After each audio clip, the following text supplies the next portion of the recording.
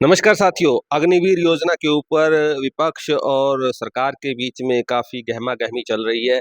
जहां विपक्ष एक तरफ इस योजना को ख़त्म करने की बात कर रहा है, लेकिन दूसरी तरफ सरकार जो है, अगर हम हरियाणा सरकार की बात करते हैं, तो इस अग्निवीर योजना को लेकर काफ़ी कदम उठाए गए हैं और उन कदमों के लिए जो कदम उठाए गए हैं, उनके लिए बात करने के लिए हमारे साथ जुड़े हुए हैं प्रमोद सिवाच जी जो कि भारतीय जनता पार्टी से संबंध रखते हैं। नमस्कार जी।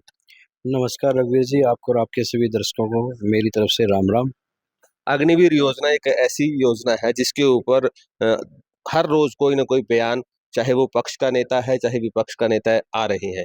आप क्या मानते हैं पर्सनली?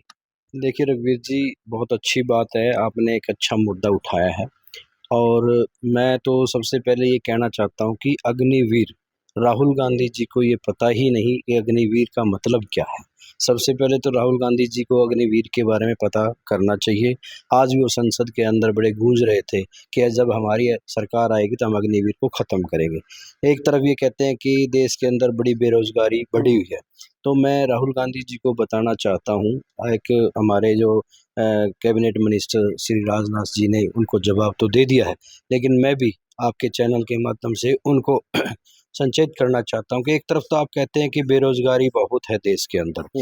एक क्या है कि अग्निवीर के अंदर जो अग्निवीर की जो योजना सरकार ने शुरू की है, बहुत ही सराहनीय है।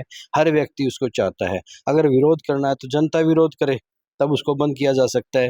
विपक्ष पार्टी इसका विरोध क्यों कर रही है? क्योंकि उन्हें पता है आने वाला समय अग्निवीर उनके लिए बड़ा घातक सिद्ध होगा। और रही बात अग्निवीर, जो हरियाणा प्रदेश की सरकार ने जो अग्निवीर के ऊपर जो स्कीमें दी हैं, जैसे कि 10% आरक्षण दिया है, ये आरक्षण किसी जाति पर नहीं है, ये आरक्षण अग्निवीर पे है। अग्निवीर में चाहे किसी जाति का जवान हो, उसको ये 10% की जो आरक्षण है, जैसे कि किसी प्रकार 4 साल के बाद वो किसी भी नौकरी में अप्लाई करना चाहे, उसमें उनको बेनिफिट मिलेगा। दूसरी योजना, दूसरा 5 लाख रुपए तक का लोन बगैर ब्याज के दिया है, और क्या चाहिए? बेरोज़गारी खत्म हुई कि नहीं हुई? तीसरा, उनको अगर आप किसी सरकारी नौकरी न करना चाहें, प्राइवेट जॉब करना चाहें, सिक्योरिटी करना चाहें, उनको आर्म लाइसेंस की भी सुविधा दी गई है। तो क्या मानते हैं कि इस योजना का लाभ जो है वो होगा? बिल्कुल होगा। अगर सरकार ने इससे पहले अगर ये स्कीमें ना दी होती, तो भी अग्निवीर में बहुत से जवान जा रहे हैं। हर व्यक्ति ये कह रहा है कि भई हमें कम से कम 4 साल के अंदर लाखों रुपया मिलेगा और कुछ सीखने को मिलेगा। और दूसरा क्या है कि देशभक्ति जागेगी हर व्यक्ति के अंदर। तो लाभ क्यों नहीं मिलेगा? बिल्कुल मिलेगा।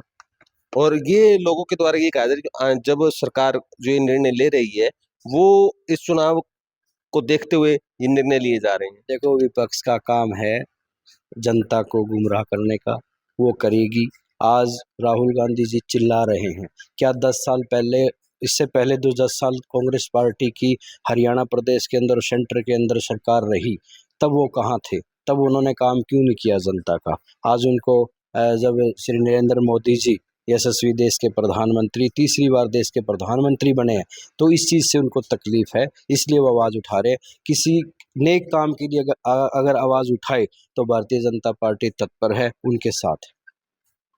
तो साथियों, अग्निवीर योजना पे सबके अपने-अपने विचार हैं। जो पक्ष में है उन्होंने इसके फ़ेवर में काफ़ी अपने तर्क दिए हैं और तर्क अगर एक तरफ से देखा जाए तो ठीक भी लगते हैं और दूसरी तरफ अगर विपक्ष के तर्क देखेंगे, विपक्ष कह रहा है भी ये नौकरी स्थायी नहीं है। मतलब उसको कोई दर्जा नहीं दिया जाता या 4 साल के बाद वो बेरोज़गार हो जाता है। ये भी उस उनके एक मुद्दे हैं जो अग्निवीर को लेके वो सामने जनता के लेके जा रहे हैं।